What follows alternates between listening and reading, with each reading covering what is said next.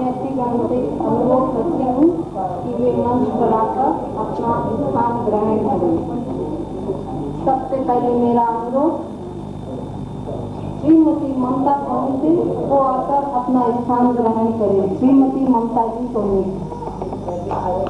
मेरा अनुरोध एडवोकेट सुश्री सुरक्षा जिसुदा से, वो अपना आकर स्थान ग्रहण करें। संघ संरक्षिका श्रीमती धनी देवी लोढ़ा से कि वो आकर अपना स्थान ग्रहण करें। मेरा अनुरोध महिला मंडल की अध्यक्षा सुश्री विजया जी रामपुरिया से कि वो आकर अपना स्थान ग्रहण करें।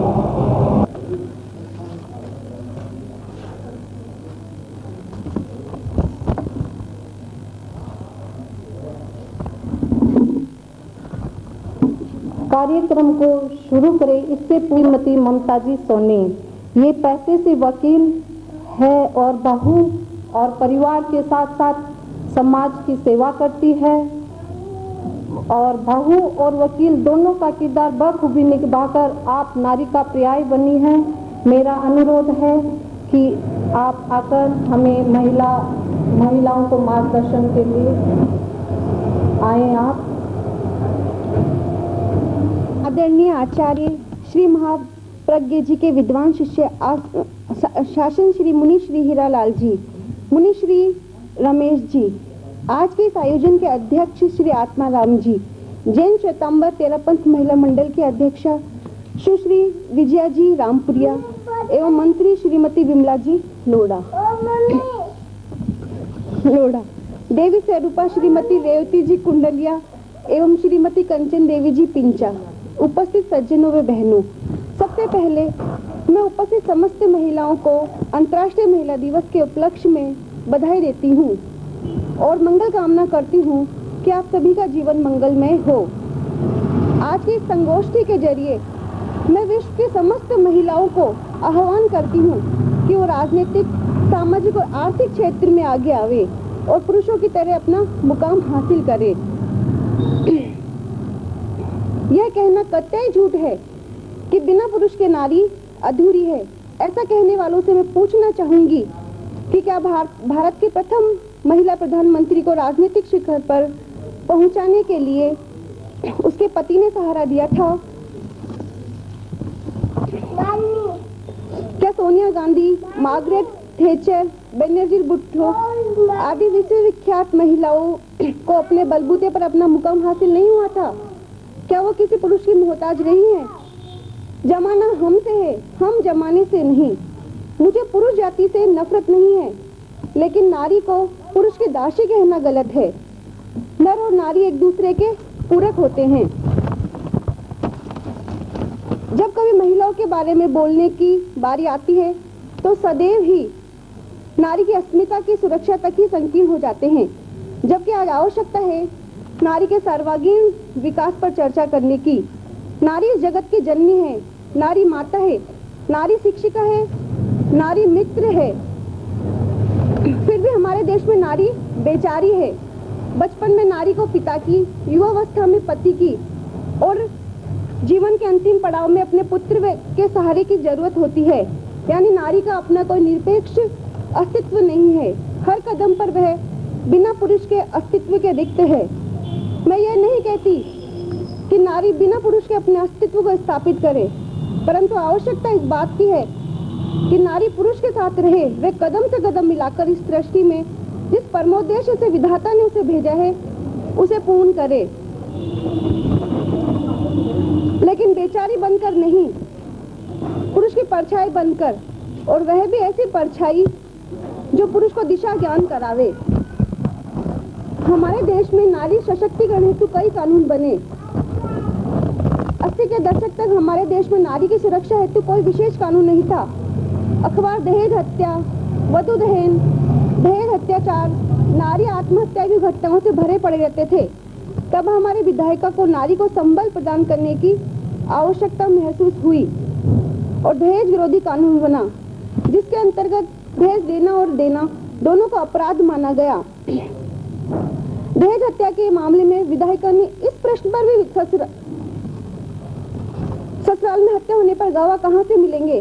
तब कानून में परिवर्तन किया गया और यह नियम बना कि विवाह के 7 वर्ष के भीतर किसी विवाहिता स्त्री की संदिग्ध अवस्था में मृत्यु होती है और उसे तुरंत पूर्व या उससे बाद पीहर वालों से किसी तरह की मांग की जाती है, तो यह माना जाएगा कि उसकी दहेज हत्या हुई है। अब उससे बचना है तो ससुराल वालों को ही साबित करना पड़ेगा कि वे निर्दोष है। पीहर वालों को हत्या का गवाह प्रस्तुत करने की आवश्यकता नहीं है। साथ ही नारी उत्थान के लिए भरण पोषण संबंधी कानून बने। एक स्त्री अपने बाल्यकाल में अपने विवाह तक अपने पिता से, विवाह के पश्चात अपने पति से और वृद्धावस्था में अपनी संतान से जीवन निर्वाह भत्ता प्राप्त कर सकती है। उसके लिए उसे स्थानीय मजिस्ट्रेट के यहाँ अर्जी लगानी होगी। अब तो घरेलू हिंसा से महिलाओं का संरक्षण अधिनियम सन 2000 में पारित हो गया है, जिसमें महिलाओं को इतने अधिकार दिए गए हैं कि स्त्री अपने जीवन के हर कदम पर आने वाली मुश्किलों का सामना कर सके। इस अधिनियम में स्त्री को शिक्षा, आवासीय सुविधा, अपनी संपत्ति धारण करने का अधिकार, भरण पोषण, क्षतिपूर्ति, घरेलू हिंसा से सुरक्षा संबंधी प्रावधान है। यहाँ तक कि पूर्ण वयस्क नारी को इस अधिनियम में अपनी इच्छा से मनचाहे व्यक्ति से विवाह करने की सुरक्षा सुनिश्चित की गई है। यह अधिनियम घरेलू हिंसा से नारी का बचाव सुनिश्चित करता है, चाहे वह पुरुष कोई भी क्यों न हो, चाहे पिता हो, चाहे पति, चाहे अन्य कोई नातेदार। यहाँ तक कि बिना विवाह लिविंग टुगेदर रिलेशनशिप में भी पुरुष जाति के विरुद्ध इस अधिनियम में स्त्री को अधिकार दिए गए हैं। प्राचीन समय में स्त्री को संपत्ति तो माना जाता था, लेकिन संपत्ति धारण करने को उसे कोई अधिकार नहीं था।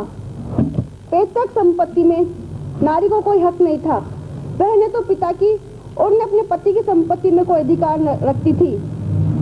नवीनतम संशोधन से नारी को आज पैतृक संपत्ति में अपने भाइयों के समान ही अधिकार प्रदान किया गया है। नारी अपने पिता की और पति की संपत्तियों में विभाजन करवाकर अन्य हिस्सेदारों के समान अधिकार प्राप्त कर सकती है। इसके अलावा नारी अपने स्त्रीधन की अकेली हकदार होती है। वह जैसा चाहे उसे उपयोग कर सकती है, चाहे जिसे ट्रांसफर कर सकती है या चाहे जिसे वसीयत कर सकती है। एक जमाना था जब नारी को तलाक का अधिकार नहीं था। घर के बड़े बुजुर्गों ने जिस किसी के साथ डोर बांधी, वह गाय की तरह खूंटे से बंध जाती थी। उसे बचपन से सिखाया जाता था कि डोली में वह जिस घर में जाएगी, अर्थी से ही उस घर से बाहर निकलेगी। चाहे उसका पति कैसा ही हो, उसे मारता हो, पीटता हो, पागल हो, शराबी हो, लेकिन उसे कोई तलाक का अधिकार नहीं था। अब स्थिति बदल गई है। अब उसे भी जीवन जीने का अधिकार है। यदि वह अपने वैवाहिक जीवन से दुखी है तो वह उससे तलाक के जरिए छुटकारा पा सकती है। अब तो परित्यक्त महिलाओं और विधवा का विवाह भी होने लगे हैं।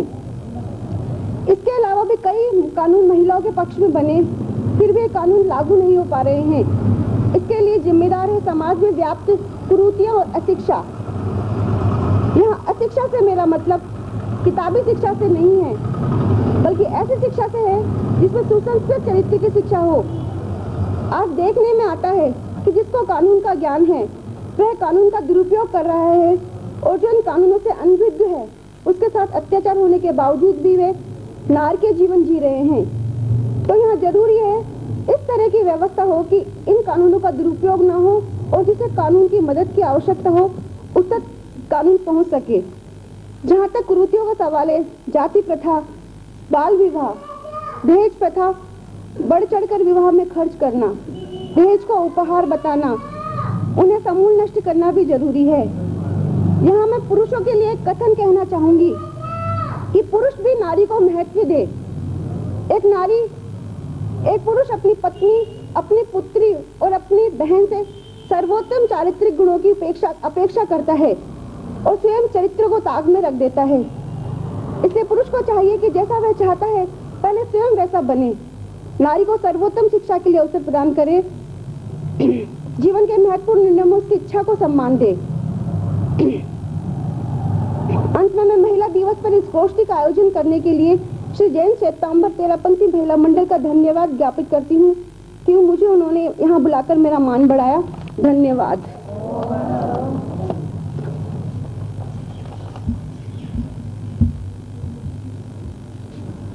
धन्यवाद ममता जी।